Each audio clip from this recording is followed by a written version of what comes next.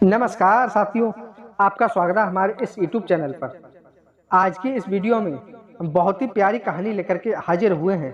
आज की वीडियो का हमारा टाइटल बहुत ही प्यारा है। तो साथियों, आप यह टाइटल देख करके तो पता चल ही गया होगा कि किस टाइटल के माध्यम से आखिर हम यह वीडियो बताने जा रहे हैं। आखिर किस टाइटल के माध्यम से हम यह कहानी आपको बताने जा रहे हैं। तो साथियों, आज का टाइटल है, एक कौवा ने बताया कि बूढ़े होने के बाद संतान क्यों छोड़ जाती है। जी हाँ साथियों, आखिर संतान साथ क्यों नहीं देती है। आपने सही सुना साथियों कि आखिर एक कौवा ने बताया कि बूढ़े होने के बाद भी संतान हमें क्यों छोड़ जाती है। आखिर संतान हमें साथ क्यों नहीं दे पाती है। यही सब जानना चाहते हैं तो हमारी इस वीडियो में अंत तक बने रहिए साथियों। आखिर वह समस्या कौन सी है जिसके कारण बूढ़े होने के बाद भी संतान हमें छोड़ जाती है और संतान हमें पाल नहीं पाती है। आखिर यही सब जानने के लिए हमारी इस वीडियो में एंड तक बने रहिए। और यदि हमारे इस चैनल पर पहली बार आए हैं तो इस चैनल को सब्सक्राइब करके वीडियो को लाइक शेयर जरूर कर देना और एक प्यारा सा कमेंट भी कर देना। आइए साथियों, देर ना करते हुए चलते हैं इस वीडियो की तरफ कि आखिर एक कौवा ने बताया कि बूढ़े होने के बाद हमारी संतान हमें क्यों छोड़ जाती है, वह हमें क्यों नहीं देख पाती है। तो इसके पीछे की कारण जानते हैं। आइए साथियों, देर ना करते हुए चलते हैं इस विषय पर सीधे सीधे बात कर लेते हैं। क्योंकि साथियों, सबसे पहले आपको बता दें, बुढ़ापा तो हर किसी के पास आता है। ऐसा तो नहीं है कि किसी के पास नहीं आए। चाहे वह कितना भी अमीर हो, चाहे वह कितना भी गरीब हो, लेकिन उसके पास भी बुढ़ापा आएगा। आखिर यह वीडियो आपके भी काम आ सकती है, इसलिए यह वीडियो को एंड तक जरूर देखें। इसलिए हमें इस कहानी को बहुत ही ध्यान से सुनना चाहिए। साथियों, किसी घने जंगल में बहुत सारे पेड़ थे, लेकिन साथियों उसी जंगल में एक आम का पेड़ था। वह बहुत ही हरा भरा हुआ था, उस पर छाया बहुत अच्छी थी साथियों। उस पर ही सबसे ज्यादा पक्षी आया जाया करते थे। लेकिन साथियों, पूरे जंगल के पक्षी जो थे वह उसी आम के पेड़ पर जाया करते थे, उसी पर ज्यादा पसंद किया करते थे जाना। क्योंकि साथियों उनका वही समय हो चुका था। यदि हम लोग किसी एक व्यक्ति के साथ में ज्यादा से ज्यादा समय में रहते हैं तो उनसे एक बहुत बड़ा लगाव हो जाता है हमारे लिए। वैसा ही उन पक्षियों का उस पेड़ से था। जैसे कि वह उसी पर रहा करते थे तो उनसे उन्हें बहुत ही ज्यादा लगाव हो गया था। साथियों, तभी एक समय की बात है, उस जंगल में बरसात ना होने के कारण वह जंगल हरा भरा हुआ था, वह सभी सूखकर मुरझा रहा था। क्योंकि साथियों बरसात बहुत समय से नहीं हुई थी, इसलिए वह जंगल जो था वह हरा भरा था उससे। लेकिन साथियों वह जंगल जो था वह सारा मुरझा रहा था। और तभी साथियों वह आम का पेड़ जो था वह पेड़ भी मुरझाने लगा पानी ना मिलने के कारण। तभी साथियों धीरे धीरे सभी पक्षी उस आम के पेड़ को छोड़ के जाने लगे। जब साथियों वह वृक्ष पूरे तरीके से सूख जाता है, क्योंकि साथियों बारिश बहुत समय से नहीं हुई थी, बारिश ना होने के कारण वह पेड़ बिल्कुल भी सूख जाता है। जब साथियों उसके पत्ते डालियां टूट करके जमीन पर गिरने लगी, तभी साथियों उस पेड़ पर रहने वाले पक्षी जो थे वह उस पेड़ को छोड़ करके सभी चले जाते हैं। केवल एक कौवा उस वृक्ष पर अकेला बैठा हुआ रह गया। उस कौवे ने देखा कि इस वृक्ष पे तो वैसे बहुत सारे पक्षी रहा करते थे, अब वृक्ष सूखने के बाद में एक एक करके सभी पक्षी यहाँ से निकल गए हैं। तभी साथियों कुछ पक्षियों ने उड़ते उड़ते उस कौवा से भी कहा, परंतु उस कौवा ने वहां से जाने से मना कर दिया। तभी वह कौवा सोचने लगा कि यदि मेरा जन्म इसी पेड़ पर हुआ है तो आखिर मैं इस पेड़ को छोड़कर कहाँ जाऊं। मेरा तो यही घर है, जो भी मुझे जीवन का सुख मिला है वह मुझे इसी पेड़ से मिला है, आखिर मैं इसे छोड़कर क्यों जाऊं। जब हमें धूप लगा करती थी तो हम इसकी छांव में बैठा करते थे, जब इसने हमें विपत्ति से बचाया है तो आखिर हम इसे इस विपत्ति से छोड़कर कैसे जाएं। मैं इस वृक्ष को छोड़कर कभी भी नहीं जाऊंगा। वह लोग बहुत ही बुद्धिहीन होते हैं जो लोग अपने माँ बाप को बुढ़ापे में छोड़कर चले जाते हैं, या प्रदेश में जाने के बाद अपने माँ बाप को गांव में छोड़ने पर वह शहर में बहुत ही मजे के साथ रहते हैं और घर पर जो बूढ़े माँ बाप होते हैं उन्हें भूल जाते हैं। ऐसे संतान का तो धिक्कार है जो अपने माँ बाप के बुढ़ापे का सहारा नहीं बनती है। तभी साथियों वह कौवा कहने लगता है कि जरा एक बात यह सोचो, जब तुम चल नहीं पाते थे और कोई सहारा नहीं था तुम्हारा, तो तुम्हारे माँ बाप ही सहारा थे। उन्होंने ही तुम्हें छोटे से बड़ा किया है।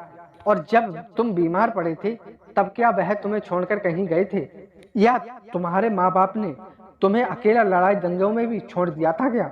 उसमें आपको बचाया नहीं था।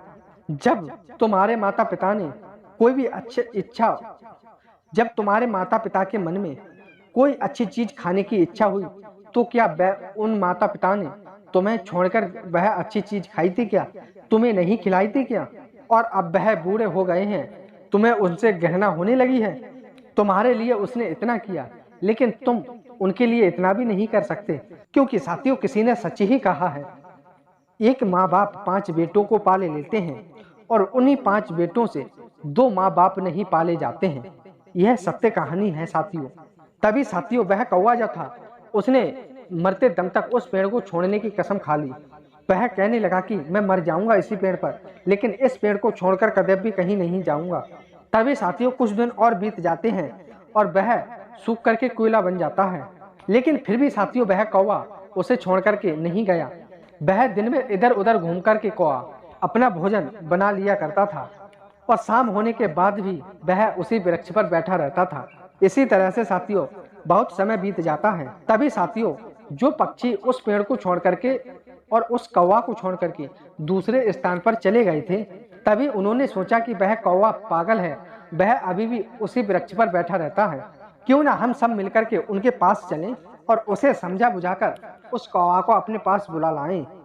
इतना सोच करके साथियों कुछ पक्षी उस कौवा के पास गए और उनसे अपने साथ चलने की विनती की। तभी वह कहने लगे कि अरे कौवा, तुम कहाँ इस सूखे वृक्ष पर बैठे रहते हो? इस सूखे वृक्ष का जीवन तो बहुत ही खराब हो चुका था। यह पेड़ तो अब नष्ट होने वाला है। आखिर इस पेड़ को छोड़कर अब हमारे साथ चलो ना। तभी साथियों सभी पक्षी कहने लगे कि कहाँ तुम इस पेड़ पर रहोगे, इस पर छांव भी नहीं है, चलो कहीं दूर रहते हैं। तभी साथियों सब समझाने लगते हैं उसे और कहने लगते हैं कि तुम कहाँ इस सूखे वृक्ष पर रहोगे, चलो हमारे साथ चलो। लेकिन साथियों वह कौवा जो था वह किसी की बात नहीं मानता है। तभी साथियों वह कहने लगा कि हे भाइयों, यह वृक्ष जो है वह मेरे माँ बाप के समान है, क्योंकि मेरे माता पिता जो थे वह मुझे जन्म देकर के यहाँ से छोड़ गए थे और मैं इसी पेड़ पर पैदा होकर और मैं इसी पेड़ पर खेल कूद कर बड़ा हुआ हूँ। आखिर मैं इस पेड़ को कैसे छोड़ सकता हूँ, क्योंकि यह पेड़ जो है वह मेरे माता पिता समान है। तभी साथियों वह कई बार वहां पर आए, लेकिन उस कौवा ने उनके साथ जाने से इनकार कर दिया। तभी साथियों वह वापस पक्षी सारे लौट करके वह अपने घर नहीं जाते हैं और सीधे पहुंच करके एक मंदिर की तरफ सीध लगा लेते हैं और एक मंदिर में जाकर के कहने लगते हैं कि हे भगवान, हम जिस वन में रहते हैं उस वन में एक कौवा रहता है। वहां कई वर्षों से पानी नहीं बरसा है और वह पेड़ सूख करके मुरझा गया है और वह पेड़ गिरने को है। लेकिन उस जंगल के सभी जीव जंतु जो हैं वह छोड़ करके उस जंगल को दूसरे स्थान पर सभी चले गए हैं। लेकिन हमारे साथी जो कौवा जो है वह उस स्थान को छोड़ने को तैयार नहीं है। हम लोग तो यहाँ पर चले आए हैं, लेकिन वह कौवा जो है वह उसी स्थान पर अभी भी मौजूद है। वह उस वृक्ष को छोड़ करके कहीं नहीं जाना चाहता है, क्योंकि साथियों वृक्ष सूख करके जर्जर हो चुका है। वह एक आध दिन में गिरने वाला था, लेकिन वह कौवा उस पेड़ को छोड़कर नहीं जा रहा था। वह कभी भी गिर सकता है। हम लोग उस कौवा को समझाने गए थे, फिर भी वह तैयार नहीं हुआ और वह यही कह रहा है कि मैं इस पेड़ को छोड़कर नहीं जाऊंगा। और तभी साथियों सभी पक्षी कहने लगे, हे प्रभु, आप हमारी अगर आवाज सुनते हो तो आप भी उस कौवा को समझा दीजिए। तभी साथियों उस मंदिर में से भोलेनाथ प्रकट हो जाते हैं और वह उन कौवाओं के साथ में, उन पक्षियों के साथ में, उनके साथ उसी वृक्ष की ओर चल देते हैं। तभी साथियों वह उसी के सीध भर लेते हैं और वहां पर पहुंचकर कहने लगते हैं, हे कौवा, मैं तुम्हें यही समझाने आया हूं कि यह वृक्ष जो है वह बहुत ज्यादा घायल हो चुका है। इसकी जो डालियां जो है वह सूख कर गल चुकी हैं। इसकी छाया के लिए एक भी सूखा पत्ता नहीं बचा है। और यदि यह वृक्ष गिर गया तो आपकी मृत्यु हो जाएगी। इसलिए आप इस स्थान को छोड़ करके किसी दूसरे स्थान पर चले जाइए। तभी साथियों वह भोलेनाथ की बात सुनकर के कहने लगती है, हे भोलेनाथ, मुझे एक बात बताओ, जब मेरे माता पिता इस पर जन्म दे करके वो गुजर गए थे, जब मैं असहाय था, तो इसी वृक्ष ने मुझे पाल पोस कर बड़ा किया है और इसी वृक्ष पर मैं खेल कूद कर बड़ा हुआ हूँ। और आज तक मैंने जो खेला कूदा हूँ और जो मैंने ऐश मौज की है वह इसी पेड़ की वजह से की है। और आज यह विपत्ति में है तो मैं इस पेड़ को छोड़कर चला जाऊं? क्योंकि साथियों लोग हमेशा यही करते हैं कि विपत्ति आने पर अपना मित्र हो चाहे माँ बाप हो, उन्हें छोड़कर वह चले जाते हैं। मैं उन मतलबी लोगों की तरह नहीं हूँ। मैं मरते दम तक इस वृक्ष का मैं साथ निभाऊंगा। तभी साथियों वह कौवा कहने लगता है, हे प्रभु, मुझे क्षमा करना, मैं आपकी भी बात नहीं मान सकता हूँ। तभी साथियों वह भोलेनाथ प्रसन्न हो जाते हैं और खुश होकर कहने लगते हैं, हे कौवा, मैं तुम्हें वरदान देना चाहता हूँ, बताओ तुम्हें कौन सा वरदान चाहिए। तभी साथियों वह कौवा कहने लगता है कि यदि आप वरदान देना चाहते हो तो मुझे कोई भी वरदान नहीं चाहिए, बस इस वृक्ष को वरदान दे दीजिए ताकि यह पहले की तरह हरा भरा हो जाए और इसकी आयु बहुत ही ज्यादा बढ़ जाए।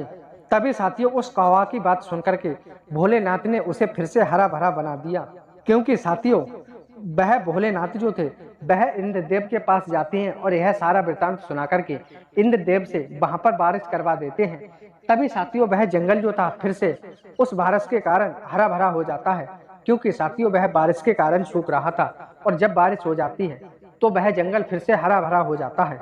तभी साथियों वह जंगल में जो भी जीव जंतु छोड़कर चले गए थे, फिर हरियाली होने के बाद में उस जंगल में वापस जीव जंतु जो सभी आ जाते हैं। तभी साथियों सभी पक्षी जो थे वह उसी पेड़ पर आ जाते हैं और उस कौवा की सब बहुत ही सेवा सत्कार करने लगते हैं और उसके लिए भोजन पानी भी वहीं पर लाके दिया करते थे। ऐसा मान के चलिए उन्होंने एक राजा की तरह बना ली थी और वह उनके लिए बहुत ही अच्छे तरह से उस कौवा के लिए सभी पक्षी रखा करते थे। साथियों हमें इस कहानी से यही सीख मिलनी चाहिए और यही सीख मिलती है कि अपनों का बुरे वक्त में कभी भी साथ नहीं छोड़ना चाहिए। खास करके जिसने आपको जन्म दिया है उसे तो कदम भी नहीं छोड़ना चाहिए।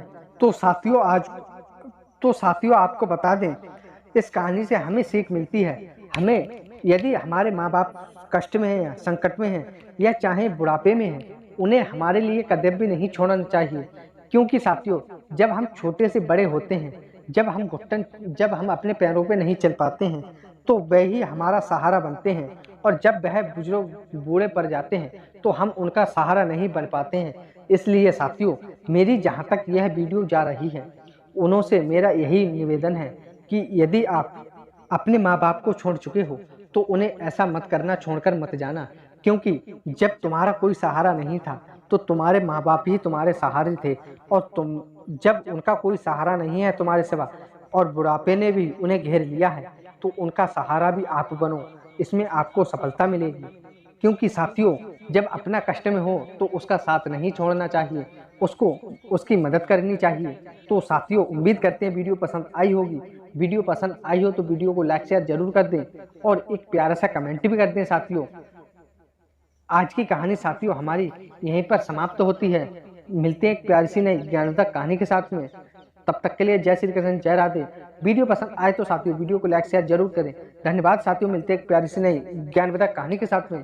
जय श्री कृष्ण, जय राधे। धन्यवाद साथियों।